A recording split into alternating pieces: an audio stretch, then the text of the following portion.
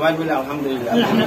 মনে করেন আপনি ট্রাফিকের রাস্তায় দায়িত্ব পালন করতেছেন, এখন জামাত চলতেছে আপনার জন্য শিবির। হ্যাঁ, মনে করেন আপনার এক গ্রুপ নামাজ পড়তে গেছে, আপনি এখন দায়িত্ব পালন করতেছেন। যদি আপনি দায়িত্ব পালন না করেন তাহলে একসাথে যেতে হতো, কিন্তু এখন একসাথে যেতে হচ্ছে না, যেহেতু আপনি একটা দেশ সরকার জন্য আপনি কি করতেছেন, দায়িত্ব পালন করতেছেন। এখন আমাদের দ্বারা ভাই অনেক খুব গুরুত্বপূর্ণ পরামর্শ দিয়েছেন, এই জন্য ওনাদেরকে আন্তরিকভাবে ধন্যবাদ জানাচ্ছি। আমরা দেশের জন্য আন্তরিকতার সাথে কাজ করব। যদি আমরা কোনো কারণে মারা যাই তাহলে আমরা কি হব? শহীদের এমন মর্যাদা, শুধুমাত্র খরচ ব্যতীত বেলা হিসেবে জান্নাত।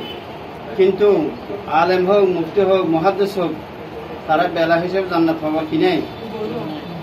সৌভাগ্য নেই, অধিকার নেই। কিন্তু যারা দেশের জন্য কাজ করে, ইসলামের জন্য, ধর্মের জন্য, দেশ রক্ষার জন্য যারা কাজ করে, তারা হলো শহীদ। শহীদের মর্যাদা এত বড়, এত বিশাল যে শুধুমাত্র কর্জ ছাড়া, আমাদের তো কর্জ নেই। হ্যাঁ, বেলা হিসেবে জান্নাত। আমরা সবসময় ভরসা রাখবো কার উপর? যদি ছাত্র ভাইরা আল্লাহর উপর ভরসা না রাখতো তাহলে এত বড় একটা বিশাল বিজয় আনা সম্ভব হতো? এটা আপনাদের তুলনা হচ্ছে আবাবিল হকের তুলনা, যারা বর্তমানে কাজ করেছে। হ্যাঁ, গত জুলাই মাসে তাদের তুলনা হচ্ছে আবাবিল পাখির মতো, হাতে মাত্র ভাতর আর লাঠি, এগুলো দিয়ে কিছু হয়? কিন্তু আল্লাহ রাব্বুল আলামিন ওয়ারসালা আলাইহিম তায়রা আবাবিল তারমিহিম বিহিজারাতিন মিন সিজিল, পাথরগুলো এমন ভাবে যে ফটছে যে এক পরিগাল খাইছে তার কাম শেষ। হয়তো ভাই এত বড় ছোট ছোট ভোলা ভাই এদের পাথরগুলো খুব মারত।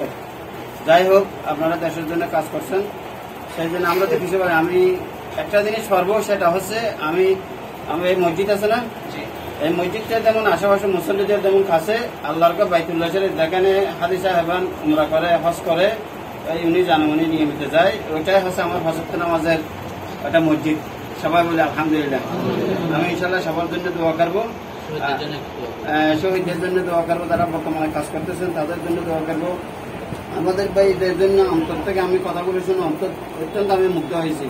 আর আপনাদের শৃঙ্খলা, ডিসিপ্লিন দেখে অনেক মানুষ শিক্ষা হাসিল করছে।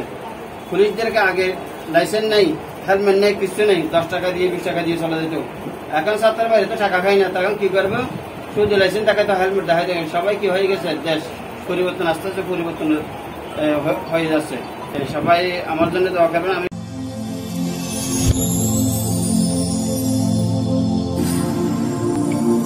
দেখো বাঁশখালী, দৃশ্যমান বাঁশখালীর প্রতিচ্ছবি।